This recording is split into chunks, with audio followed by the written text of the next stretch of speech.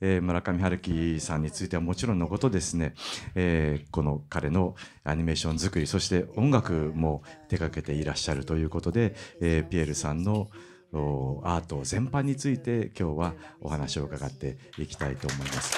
Aujourd'hui, je vais essayer de vous parler un petit peu de comment j'en suis venu à faire cette adaptation à partir d'un auteur, d'un immense auteur japonais.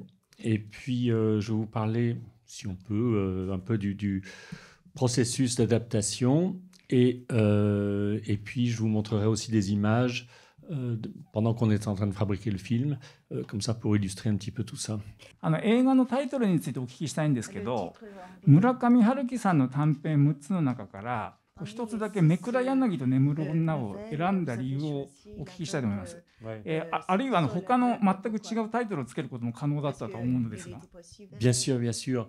En fait, c'est simplement parce que c'était la première nouvelle que j'avais choisie et j'ai gardé ce titre-là. Et puis, oui, j'aime beaucoup cette nouvelle. Elle est très, enfin comme toute, elle est très mystérieuse, mais oui, elle évoque énormément de choses. C'est un titre pas extrêmement facile, c'est clair, mais bon, je l'aime bien quand même. 登場人物の一人がちょっと村上さんに少し似てるのかな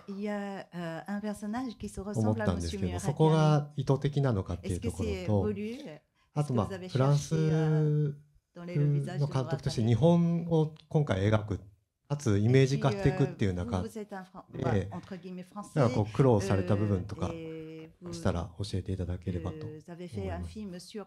Alors sur la question du personnage, oui, on m'a déjà dit ça, mais non, c'était vraiment purement, je sais pas, c'est purement l'inspiration, mais non, pas du tout. Et pareil pour, je dirais la même chose par rapport ma vision du Japon, c'est purement fantaisiste.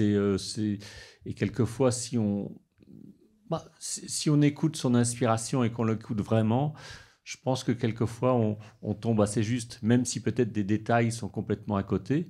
Mais sur le fond, peut-être que je suis un peu dans la bonne direction. Mais enfin, c'est ce qu'on m'a dit. Mais oui, c'est pas du tout. Je cherche pas du tout à être authentique ou quoi que ce soit. Ça m'intéresse pas. La seule chose qui m'intéresse, c'est d'être authentique avec ma vision des choses, avec mon inspiration, avec mon audace. AI アニメーションとかも普及してきている中、どんどんまたアニメーションの表現が進化していくと思うんですけど、ピエール・フォンデス監督は今後アニメーションの表現がどのような形で進化していくと思いますか？ Alors, sur la première question, si j'ai le temps d'y répondre,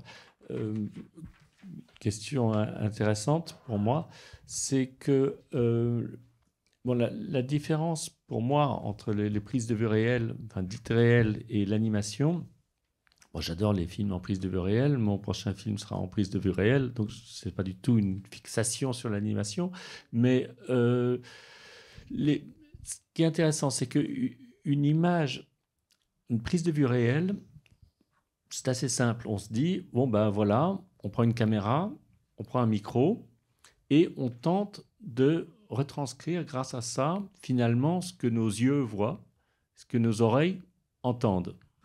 Avec l'animation, pour moi, mon approche me permet de ne pas chercher à transcrire ce que mes yeux voient ou à imiter ce que mes yeux voient ou ce que mes oreilles entendent. L'animation me permet de tenter de retranscrire au plus fidèlement mon interprétation des choses, ce que mon cerveau, ma perception des choses. Donc, pour moi, c'est une forme de réalité augmentée, en quelque sorte. Quant à l'avenir de l'animation, ou l'avenir du monde entier, je dirais plutôt avec l'intelligence artificielle, oui, c'est assez effrayant. Par rapport à l'animation, on voit déjà qu'il y a des tas d'outils qui sont en train de naître et que je pense d'ici 2 ans, tout le principe de in-betweening sera résolu avec l'animation, avec l'intelligence artificielle. Également, on voit déjà qu'on peut animer un personnage en 3D, par exemple. À partir d'un téléphone, je peux filmer une action avec un téléphone et pratiquement tout de suite après, cette action peut être produite avec un personnage en 3D que je peux ensuite importer dans un logiciel de 3D et transformer comme je veux, et que je peux même sortir avec un look 2D. Donc ça fonctionne pratiquement déjà maintenant. Il y a tous les outils, il suffit de les mettre ensemble, et je pense qu'on pourrait faire des choses assez super avec. On peut faire aussi des choses horribles, ça c'est sûr. ありがとうございます。皆さん大きな拍手をお送りください。ピエール・ポルデス監督です。ありがとうございました。